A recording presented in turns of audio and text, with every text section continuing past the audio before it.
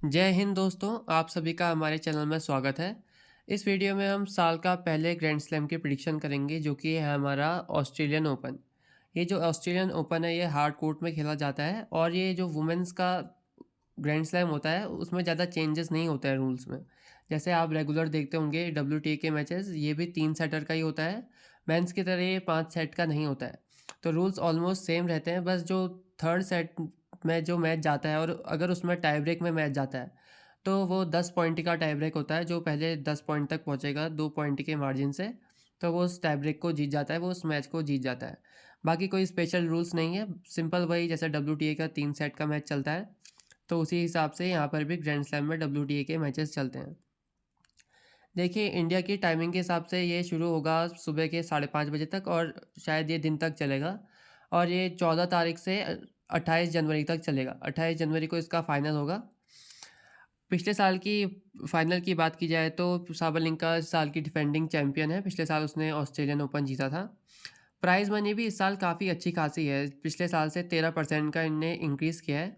तो प्लेयर्स अपना फुल देते हैं ताकि उनको अच्छी खासी प्राइज़ मनी क्योंकि मिलती है यहाँ पर। अगर ये सेकंड थर्ड राउंड भी क्वालिफाई करते हैं तो उनको अच्छी खासी यहाँ पर प्राइज़ मनी मिलती है। जैसे और टूर्नामेंट जो चैलेंजर टूर्नामेंट होती है उसकी प्राइज़ मनी काफ़ी कम होती है। और इसमें अगर जितनी सेकंड थर्ड राउंड की प्राइज़ मनी होती है वो, अगर कोई प्लेयर चैलेंजर का पूरा टूर्नामेंट जीतेगा तो उससे भी ज़्यादा होती है। तो प्राइज़ मनी काफ़ी अच्छी खासी होती है। तो प्लेयर्स यहाँ पर ज़्यादा फिक्सिंग नहीं करते हैं क्योंकि फिक्सिंग करके हारेंगे तो उनका ही यहाँ पर नुकसान होगा, क्योंकि एक राउंड भी अगर वो आगे बढ़ते हैं तो अच्छा खासा उनको पैसा मिल रहा है। तो फिक्सिंग यहाँ पर काफ़ी कम होगी और यहाँ पर टूर्नामेंट काफ़ी अच्छे होने की उम्मीद है मुझे। ये जो टूर्नामेंट है वो यहाँ पर हार्ड कोर्ट में खेला जाता है, ऑस्ट्रेलियन है और यहाँ पर ऑस्ट्रेलिया के काफ़ी ज़्यादा प्लेयर्स इस साल खेल रहे हैं। देखिए, मेन ड्रॉ में ग्रैंड स्लैम के 128 प्लेयर यहाँ पर पार्टिसिपेट कर रहे हैं। इसमें से 100 के आसपास जो प्लेयर है वो तो अपनी रैंकिंग के हिसाब से ऑटोमेटिकली क्वालिफाइड हो चुके हैं। बाकी 16 प्लेयर्स यहाँ पर क्वालिफायर से आए हैं, उनका अलग यहाँ पर अलग क्वालिफायर्स का मैचेस चलते हैं, उसमें से वो सिलेक्शन होके वहाँ पर क्वालिफायर्स में से 16 प्लेयर सेलेक्ट हुए हैं। बाकी कुछ जो ऑस्ट्रेलियन प्लेयर है और जो कुछ हाईली टैलेंटेड प्लेयर है उनको वाइल्ड कार्ड देकर यहाँ पर मेन ड्रॉ में लाया जाता है और कुछ प्लेयर यहाँ पर लकी लूज़र से यहाँ पर मेन ड्रॉ में ऐड हुए हैं। सो टोटल यहाँ पर 128 प्लेयर मेन ड्रॉ में खेलेंगे ग्रैंड स्लैम में। अब बात करते हैं हम प्रेडिक्शन की।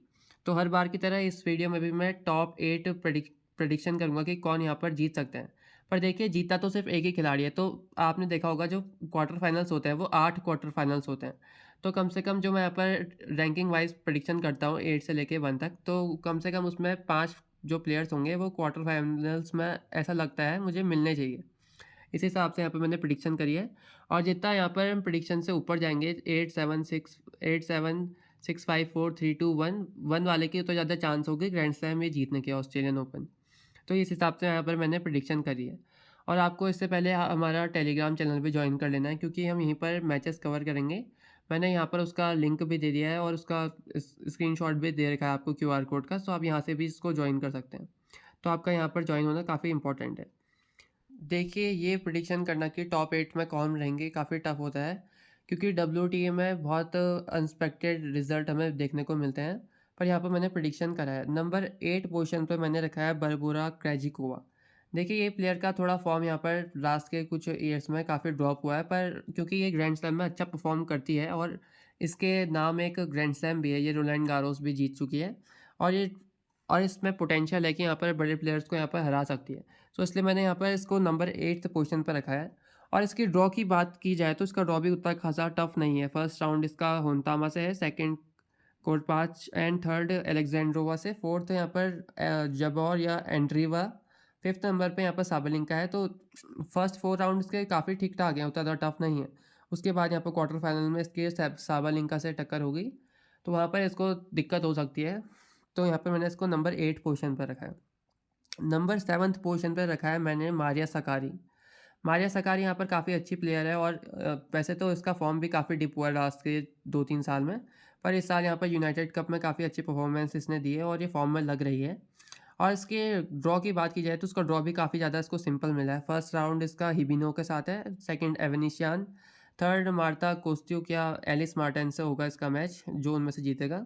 फोर्थ मैच यहाँ पर उसका हदात माया से हैगा, जो भी यहाँ पर इसको टक्कर दे सकती है अच्छी खासी। 5th राउंड इसका गार्सिया या ओसाका से हो सकता है, या कोको गॉफ से होगा। हाँ, सॉरी, यहाँ पर कोको गॉफ्स को जहाँ तक है इसको हरा देना चाहिए, पर क्योंकि यहाँ पर क्वार्टर फाइनल्स मैच है तो क्वार्टर फाइनल तक यहाँ पर ये पहुँच सकती है, तो इसलिए मैंने इसको 7th पोजीशन पर रखा है। एंड नंबर 6th पोजीशन पे रखा है मैंने, जो कि मैं हमेशा रखता नहीं हूँ, आज तक मैंने इसको किसी भी अपने लिस्ट में रखा नहीं है, पर मैं इसको फर्स्ट टाइम अपनी लिस्ट में ऐड कर रहा हूँ, और ये है अनप्रेडिक्टेबल ओस्ताप पेन्को। इस साल इसने काफ़ी ज़्यादा अपने गेम में मतलब और पावर ऐड कर दिया है। ये पिछले साल तक पावरफुल तो प्लेयर थी, पर इस साल ये और ज़्यादा एग्रेसिव खेल रही है और अच्छे खासे फॉर्म में चल रही है। लास्ट जो एडिलेड यहाँ पर टूर्नामेंट चल रहा था ग्रैंड स्लैम से पहले, उसमें भी इसने काफ़ी ज़्यादा अच्छा परफॉर्मेंस किया था और काफ़ी यहाँ पर अच्छे फॉर्म में ये लग रही है। एंड आपको पता ही होगा, इसने टॉप प्लेयर्स को यहाँ पर हराया है। ईगा श्वानटेक को भी इसने 3 बार हरा रखा है या 4 बार हरा रखा है, और मतलब ईगा श्वानटेक के साथ भी इसका हेड टू हेड मतलब हर बार ये जीती है। और अपने दिन में ये किसी भी प्लेयर को हरा सकती है जब इसके शॉट्स क्लिक कर रहे हो और ज़्यादा सब शॉट अगर यहाँ पर अनफोर्स एरर नहीं हो रहे हो, तो ये किसी भी अपने दिन में जब इसका क्लिक कर रहा हो तो किसी को भी यहाँ पर हरा सकती है। इतनी पावरफुल ये प्लेयर है, काफ़ी ज़्यादा इसके पास रॉ पावर है, और ये मतलब अपसेट करने में बहुत ज़्यादा यहाँ पर इसका नाम रहता है, एक अपसेट करती रहती है। तो नंबर मैंने 6th पोजीशन पे इसको रखा है। ये यहाँ पर ईगा श्वानटेक के ड्रॉ में है, तो ईगा श्वानटेक को भी यहाँ पर अपसेट कर सकती है अगर यहाँ पर ईगा श्वानटेक का इसका हेड टू हेड होता है तो बीच राउंड में। नंबर 6 पर तभी मैंने इसको यहाँ पर 6th पोजीशन पर रखा है। अब नंबर 5th पोजीशन की बात की जाए तो नंबर 5th पोजीशन पे मैंने जेसिका पेगुला को रखा है। ये प्लेयर भी काफ़ी ज़्यादा कंसिस्टेंट रहती है, पर आज तक इसका मतलब वो ब्रेकआउट सीज़न आया नहीं है जहाँ पर इसने ग्रैंड स्लैम में पहुँची हो, ग्रैंड स्लैम में मतलब जीती हो। मतलब ये काफ़ी ज़्यादा टाइम हो चुका है पेगुला को, कब से ज़्यादा खेल रही है, पर अभी तक ग्रैंड स्लैम नहीं जीत पाई है, इसलिए मैंने इसको नंबर 5th पोजीशन पर रखा है। तो बड़ी अच्छी प्लेयर, इसने ईगा श्वानटेक को भी हरा रखा है और काफ़ी ज़्यादा टॉप प्लेयर्स को हरा रखा है, पर इसका ग्रैंड स्लैम में परफॉर्मेंस उतना अच्छा नहीं रहता है। अगर फाइनल्स तक ये काफ़ी ज़्यादा कम बार पहुंचती है और ये ग्रैंड स्लैम में ज़्यादा अच्छा परफॉर्म नहीं कर पाती है मेरे हिसाब से। इसके ड्रॉ की बात की जाए तो ड्रॉ उसका ज़्यादा टफ नहीं है। फर्स्ट राउंड इसका मरीनो से है, सेकेंड ब्यूरल से, थर्ड शायद ये लिंजू से खेल सकती है, फोर्थ राउंड क्विनवेन झैंग या सोलोना क्रिस्टिया से होगा। क्वार्टर फाइनल इसका रायबकीना या कज़ातकीना से हो सकता है, ज़्यादा चांसेस है कि रायबकीना के साथ हो। और सेमीफाइनल ईगा श्वानटेक या ओस्तापेन को, अगर यहाँ पर ओस्तापेन को ईगा का अपसेट कर देती है, जो कि चांसेस है पर उतना श्योर भी नहीं है, क्योंकि ईगा श्वानटेक ही है और टॉप की प्लेयर है, तो यहाँ पर सबको वही लगता है कि वही जीतेगी, तो ज़्यादा पॉसिबल वही रहता है। तो यहाँ पर मैंने जेसिका पेगुला को नंबर 5th पोजीशन पर रखा है, क्योंकि यहाँ पर ज़्यादा टाइम ये कंसिस्टेंट रहती है और यहाँ पर क्वार्टर फाइनल्स तक मतलब ये अपने आप को पहुँचा ही देती है, इतना ज़्यादा ये कंसिस्टेंसीज की रहती है। भले इसका फॉर्म अभी कुछ ज़्यादा खास नहीं चल रहा, और इसने लास्ट जो एडिलेड टूर्नामेंट चल रहा था उसमें इसने विड्रॉ भी ले लिया था। यहाँ पर टूर्नामेंट में पूरी यहाँ पर पहुँच गई थी लास्ट तक, पर यहाँ पर उसने वहाँ से वॉक ओवर कर लिया था, क्योंकि इसकी थोड़ा ज़्यादा फिजिकल शायद इसको कुछ प्रॉब्लम थी, ग्रोइन में कुछ प्रॉब्लम थी, तब इसने यहाँ पर वहाँ से विड्रॉ ले लिया था। नंबर 4th पोजीशन पे मैंने यहाँ पर पिछले साल की डिफेंडिंग चैम्पियन साबालिंका को रखा है। साबालिंका यहाँ पर काफ़ी ज़्यादा अच्छे फॉर्म में चल रही है इस साल, और इसने अभी तक काफ़ी ज़्यादा मैच स्ट्रेट जीते हैं इस साल। बस ये लास्ट में जो टूर्नामेंट चल रहा था, शायद ब्रिस्बेन टूर्नामेंट था, उसमें फ़ाइनल तक पहुंची थी, और फाइनली में शायद इसका दिमाग में क्या हुआ, ये स्ट्रेट यहाँ पर बहुत बुरी तरीके से हारी रायबकीना से। पर उससे हम ये नहीं डिटरमाइन कर सकते कि ये गंदी प्लेयर है, और क्योंकि उसका उस दिन शायद दिन ख़राब हो सकता है, पर ये प्लेयर टॉप की है और इसके पास है दम कि इस साल दोबारा यहाँ पर इस साल भी ऑस्ट्रेलियन ओपन जीत सकती है। पर यहाँ पर देखना पड़ेगा, मैंने इसको 4th पोजीशन पर रखा है। इसके ड्रॉ की बात की जाए तो इसको भी काफ़ी अच्छा यहाँ पर ड्रॉ मिला है। फर्स्ट राउंड इसका सीडल से है, सेकंड इसका बॉगडन से होना चाहिए यहाँ पर अगर अपसेट नहीं होता है तो, एंड थर्ड राउंड सस्नोविच या सुरेनको से होगा, फोर्थ राउंड समसमनोवा या पैव्ल्युचेंकोवा से हो सकता है। क्वार्टर फाइनल में इसका मीरा एंड्रीवा या ओंस जबौर से हो सकता है, या क्रैजिकोवा से हो सकता है। यहाँ तक तो तब भी ठीक ड्रॉ इसको मिला है, पर सेमीफाइनल इसका कोको गॉफ से हो सकता है, जो कि काफ़ी टफ रहेगा इसके लिए, क्योंकि आपने देखा होगा कोको गॉफ के साथ इसका पिछले बार यूएस ओपन में शायद सेमीफाइनल हुआ था, और उसमें ये काफ़ी ज़्यादा अच्छे स्टार्ट के बाद भी यहाँ पर हार गई थी कोको गॉफ को, क्योंकि उसमें सपोर्ट भी मिल रहा था, क्योंकि वो जो टूर्नामेंट था वो यूएस में था, तो तब भी यहाँ पर कोको गॉफ को ज़्यादा सपोर्ट मिल रहा था। पर यहाँ पर उतना सपोर्ट उसको मिलेगा नहीं, पर तब भी काफ़ी ज़्यादा उसके लिए थ्रेट रहेगी कोको गॉफ। साबालिंका के लिए, इसलिए मैंने यहाँ पर उसको नंबर 4th पोजीशन पे रखा है। क्वार्टर फाइनल तक तो उसको ईज़िली पहुँचना चाहिए, ज़्यादा इसको तकलीफ़ें नहीं होनी चाहिए क्योंकि काफ़ी अच्छी खासी ये फ़ॉर्म में चल रही है और काफ़ी अच्छी ये प्लेयर भी है। कोई इसको इंजरी भी नहीं है और काफ़ी अच्छी प्लेयर यहाँ पर है ये। तो ये मैंने इसको नंबर 4th पोजीशन पर रखा है। अब जो आती है नंबर टॉप 3 यहाँ पर बचे हैं प्लेयर, अब काफ़ी ज़्यादा उनके जीतने के ज़्यादा चांसेस होंगे जो बॉटम के प्लेयर थे उनसे। तो बात करते हैं 3rd पोजीशन पे। 3rd पोजीशन पे मैंने, आप शॉक हो सकते हैं, मैंने रखा है ईगा श्वानटेक को। इसको मैंने टॉप पे नहीं रखा है इस बार, क्योंकि मैं हमेशा ज़्यादातर कोशिश करता हूँ कि नंबर टॉप में ही रखा है, पर इस साल मैंने इसको नहीं रखा है ऑस्ट्रेलियन ओपन जीतने के लिए।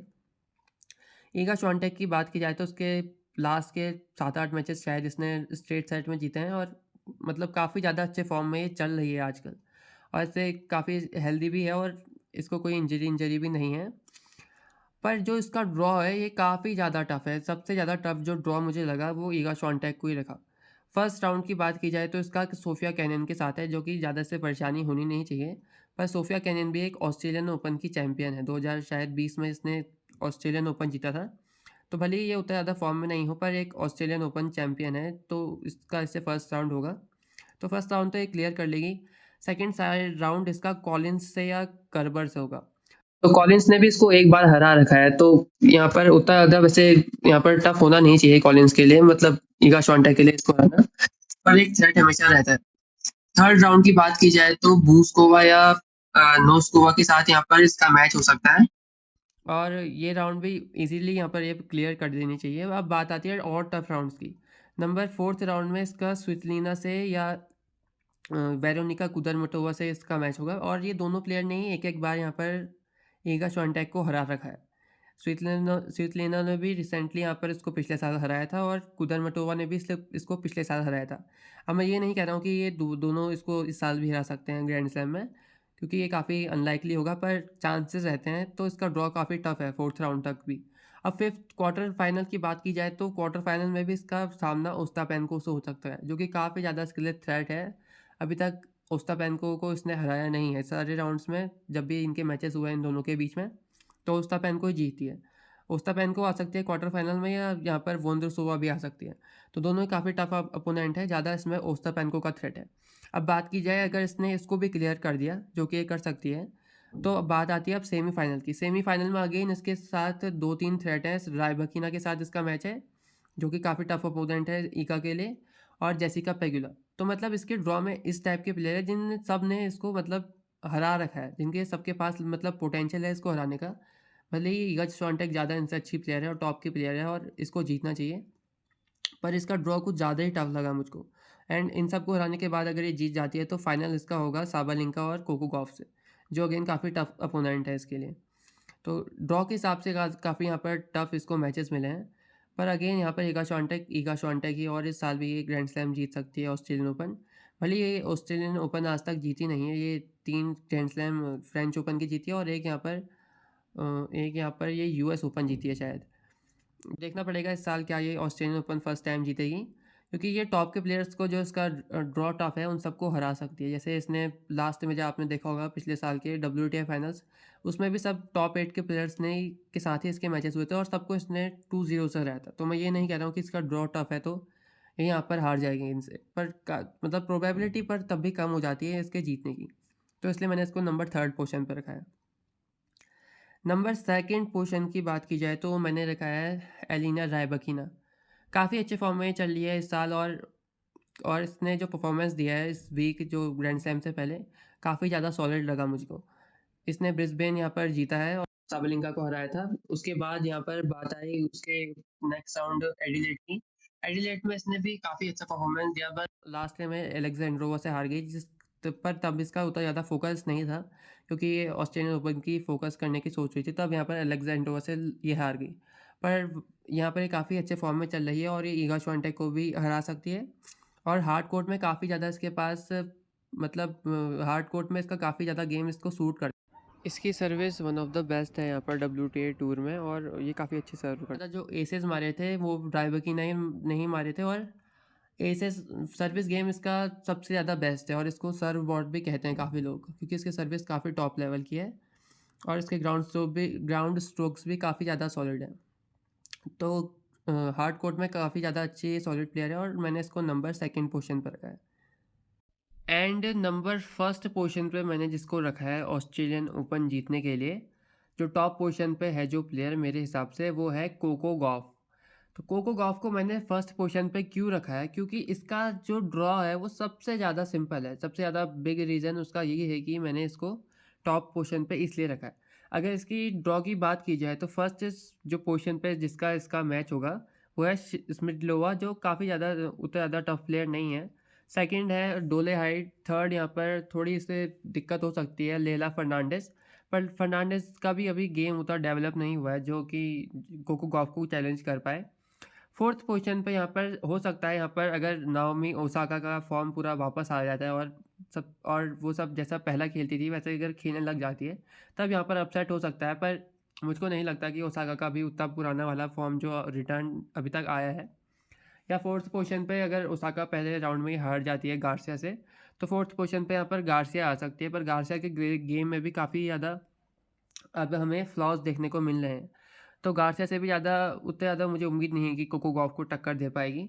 अब उसके बाद आता है क्वार्टर फाइनल। क्वार्टर फाइनल में यहाँ पर मारिया सकारी या हदात माया के साथ इसका मैच होगा। और सकारी का भी आपको पता ही है, ये ग्रैंड स्लैम में पता नहीं इसको क्या हो जाता है। ग्रैंड स्लैम में इसका स्टार्टिंग में ही बहुत ज़्यादा बार मैंने देख लिया अपसेट हो जाता है।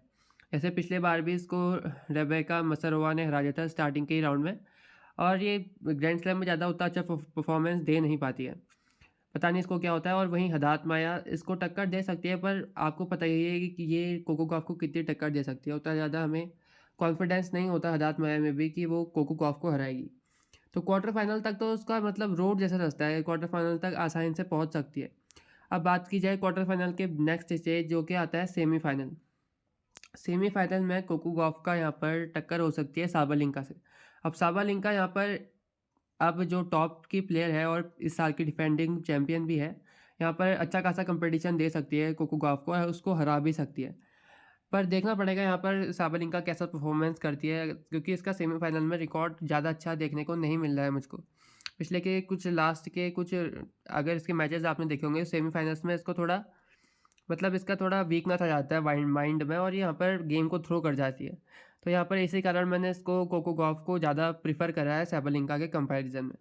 अब लास्ट आता है फाइनल। फाइनल इसका जो मैच है वो हो सकता है रायबकीना से हो सकता है या तो ईका श्वानटेक से हो सकता है, या एक दो और कोई रैंडम प्लेयर यहाँ पर से आ सकता है, जैसे पेगुला आ सकती है अगर यहाँ पर अपसेट हो जाता है तो। यहाँ पर मेन डिपेंड करता है कि फाइनल में ईगा श्वानटेक आएगी या नहीं, क्योंकि मैंने उसको इसीलिए यहाँ पर नहीं रखा क्योंकि यहाँ पर उसका उस्तापेन को और बीच में स्विटलिना से भी और रैबकीना से मैचेस होगा सेमीफाइनल तक। पर अगर यहाँ पर उन सबको हरा के, जो कि पॉसिबल है, ईगा श्वानटेक हरा सकती है और वो फाइनल में आ सकती है कोको गॉफ के साथ। तो अगर कोको गॉफ इन और ईगा श्वानटेक के बीच में मैच होता है तो यहाँ पर ईगा श्वानटेक के जीतने के ज़्यादा चांसेस है। पर मैंने यहाँ पर ईगा श्वानटेक को इसलिए नहीं रखा है फर्स्ट पोजीशन पे क्योंकि मुझे नहीं लगता कि वो फाइनल तक पहुँचेगी। तो तभी मैंने यहाँ पर कोको गॉफ को यहाँ पर फाइनल में रखा है।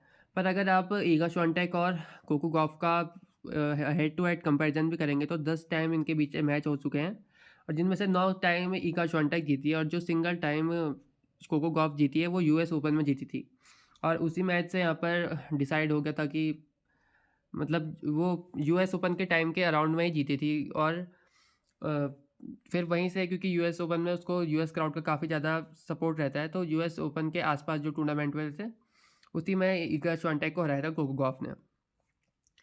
तो तभी मैंने यहाँ पर कोको गॉफ को टॉप पे रखा है क्योंकि इसका ड्रॉ सबसे ज़्यादा सिंपल है और यहाँ पर ईगा श्वानटेक का अगर बीच में अपसेट हो जाता है तो इसके काफ़ी ज़्यादा चांस बढ़ जाएंगे और यहाँ पर ये ऑस्ट्रेलियन ओपन जीत सकती है। और इसका हार्ड कोर्ट पे काफ़ी ज़्यादा इसका गेम भी अच्छा है और पिछले साल के कंपैरिजन में इसका गेम काफ़ी ज़्यादा डेवलप हो गया है। जो यूएस ओपन का गेम चल रहा था ना, उस बीच में इसका गेम काफ़ी ज़्यादा डेवलप हो गया था। उससे पहले जो 2023 का फर्स्ट सीज़न चल रहा था, फर्स्ट हाफ, उसके बाद जो उसके गेम में डेवलपमेंट आया है, काफ़ी ज़्यादा इम्प्रूवमेंट देखने को मिला है। और इस साल भी इसने काफ़ी अच्छा परफॉर्मेंस दिया है। ऑकलैंड में इसने अपना फर्स्ट टूर्नामेंट खेला था और ऑकलैंड की चैंपियन भी बनी थी। लास्ट में उसका स्विटलिना से सामना हुआ था और 3 सेट तक मैच गया था और उसमें वो विनर हो गई थी ऑकलैंड का। मतलब इसने जो 250 क्लास टूर्नामेंट हुआ था वो जीत गया था। तो काफ़ी अच्छे फॉर्म में ये आ रही है और यहाँ पर जीत सकती है ये ऑस्ट्रेलियन ओपन। अब बात करते हैं यहाँ पर हम डार्क हॉर्सेस प्लेयर के, कौन ऐसे डार्क हॉर्स, कौन ऐसे प्लेयर हो सकते हैं जो डीप तक रन कर सकते हैं ग्रैंड स्लैम में, ऑस्ट्रेलियन ओपन में, और बड़े-बड़े प्लेयर का यहाँ पर अपसेट कर सकते हैं। तो सबसे फर्स्ट तो यहाँ पर मैंने एलिना स्वितलिना को ही रखा है, क्योंकि इसका मैच बीच में सिनियाकोवा या कुदरमेटोवा से पड़ सकता है और इन दोनों को हरा सकती है। एंड उसका नेक्स्ट अगर इसका राउंड मैच हो सकता है, अगर यहाँ पर ईगा श्वांटेक से भी हो सकता है और ओस्टापेंको से भी हो सकता है। तो देखना पड़ेगा, इन दोनों का भी अपसेट कर सकती है, क्योंकि ये काफ़ी ज़्यादा स्ट्रॉन्ग प्लेयर है और इसने दिखाया है कि ये काफ़ी ज़्यादा इसके गेम में मतलब पोटेंशियल है कि ये बड़े-बड़े प्लेयर्स को भी हरा सकती है। तो यहाँ पर मैंने डार्क हॉर्स में फर्स्ट प्लेयर स्वितलिना को रखा है। सेकंड पोजीशन पे मैंने रखा है नाओमी ओसाका, क्योंकि ओसाका बहुत ज़्यादा एक सॉलिड प्लेयर है और अपने टाइम की टॉप प्लेयर है। ये अपने टाइम की नंबर 1 प्लेयर थी। फिर उसके बाद मदरवुड के बाद इसने बहुत बड़ा ब्रेक ले लिया था, उसके बाद अब ये रिटर्न कर रही है और ये 2 बार ऑस्ट्रेलियन ओपन जीत भी चुकी है। पर अगर यहाँ पर उसका फॉर्म वापस आ जाता है पुराना वाला, क्या पता ऐसा हो भी सकता है, तो यहाँ पर ये डीप तक रन कर सकती है ऑस्ट्रेलियन ओपन में भी। और कोई नहीं जानता WTA में, क्योंकि कुछ भी पॉसिबल है, तो ये यहाँ पर जीत भी सकती है। तो थर्ड पोजीशन पे मैंने रखा है कसतकीना या कालिंस्काया। ज़्यादा यहाँ पर चांसेस है कि कसतकीना उसको दोबारा हरा दे और ज़्यादा डीप तक रन कर जाए। पर कसतकीना के पास उतनी पावर नहीं है शॉट्स में, इसलिए मैंने इसको अपनी टॉप 8 लिस्ट में नहीं रखा। पर क्योंकि काफ़ी ज़्यादा अच्छे फॉर्म में चल रही है कसतकीना, तो इसलिए मैंने इसको डार्क हॉर्स पे रखा है और ये बड़े-बड़े प्लेयर का यहाँ पर अपसेट कर सकती है। अब नेक्स्ट मैंने रखा है पैव्ल्यूचेंकोवा। ये भी काफ़ी ज़्यादा अच्छी प्लेयर बनती हुई दिख रही है, मतलब ऐसा नहीं कहना चाहिए, मतलब काफ़ी ज़्यादा ही अच्छे इसने परफॉर्मेंस दिया है लास्ट के कुछ ईयर्स में, और इसने जो कमबैक किया है लास्ट ईयर वो भी काफ़ी ज़्यादा स्ट्रॉन्ग है। और इस साल भी पेगुला के साथ इसका जो मैच हुआ था उसने भी उसकी मतलब हालत टाइट कर दी थी और काफ़ी अच्छे फॉर्म में यहाँ पर पैव्ल्यूचेंकोवा है। इसका जो मैच होगा वो पहले पड़ेगा समसमनोवा से, इसको ये हरा सकती है, तो ये अपसेट कर सकती है समसमनोवा का। अब यहाँ पर जो नेक्स्ट डार्क हॉर्स प्लेयर है वो एलिस मार्टेंस है, ये भी काफ़ी ज़्यादा अच्छे फॉर्म में चल रही है और एडिलेड के फाइनल में भी पहुंची थी। अब यहाँ पर क्योंकि वीडियो बनाते वक्त अभी फाइनल नहीं हुआ है, तो देखना पड़ेगा क्या परफॉर्मेंस देती है उसमें। और मार्टेंस भी काफ़ी ज़्यादा अच्छी प्लेयर है और ऑस्ट्रेलियन ओपन के टाइम में इसका काफ़ी ज़्यादा अच्छा फॉर्म रहता है। अब नेक्स्ट प्लेयर जो वो है, ये काफ़ी ज़्यादा यंग टैलेंट है, क्विनवेन जैंग, जो चाइना से है। इसको भी हार्ड कोर्ट काफ़ी ज़्यादा सूट करते हैं और इसके पास पोटेंशियल है कि ये टॉप प्लेयर्स को डिफीट दे सकती है। और मानो या ना मानो, ये फ्यूचर की टॉप 10 प्लेयर है मेरे हिसाब से, क्योंकि इसके गेम में काफ़ी ज़्यादा वो मुझे पोटेंशियल दिखता है कि ये टॉप की 10 प्लेयर बन सकती है और ये इस साल भी काफ़ी ज़्यादा अपसेट कर सकती है। And last player Mirra Andreeva, ये भी काफ़ी ज़्यादा टैलेंटेड प्लेयर है और इसका जो मैच पड़ेगा वो ओंस जाबौर के ड्रॉ में है, तो ओंस जाबौर को ये अपसेट पहले कर सकती है मुझे लगता है। ओंस जाबौर को मैंने इसलिए टॉप 8 की अपनी लिस्ट में नहीं रखा क्योंकि उसका ड्रॉ जो था वो काफ़ी ज़्यादा टफ था।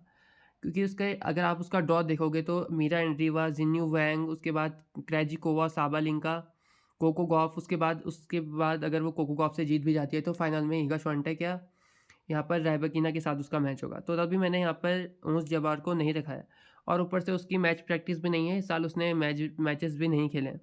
तो यही रीज़न था मैंने ओंस जबार को नहीं रखा और उसका मुझे लगता है राउंड 4 तक उसका अपसेट भी हो जाना चाहिए इस बार, मुझे ऐसा लगता है। तो यही रहेगी यहाँ पर डार्क हॉर्सेस के प्लेयर्स जो यहाँ पर डीप तक रन कर सकते हैं और बड़े प्लेयर का अपसेट कर सकते हैं। तो आपको क्या लगता है इस साल का ऑस्ट्रेलियन ओपन कौन जीत सकता है? ईगा श्वांटेक जीतेगी या कोको गॉफ या रायबकीना?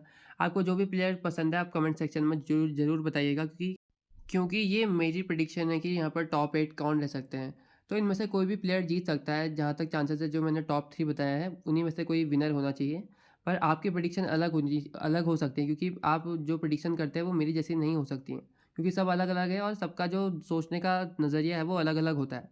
तो आप कमेंट सेक्शन में ज़रूर बताइएगा कि आपको क्या लगता है इस साल का वुमेन्स ऑस्ट्रेलियन ओपन कौन जीतेगी? तो देखते हैं यहाँ पर कमेंट सेक्शन में किसका सही निकलता है। So thank you for watching the video और आप हमारा टेलीग्राम चैनल भी ज्वाइन कर लीजिए, क्योंकि हम यहीं पर मैचेस प्रोवाइड कराते हैं।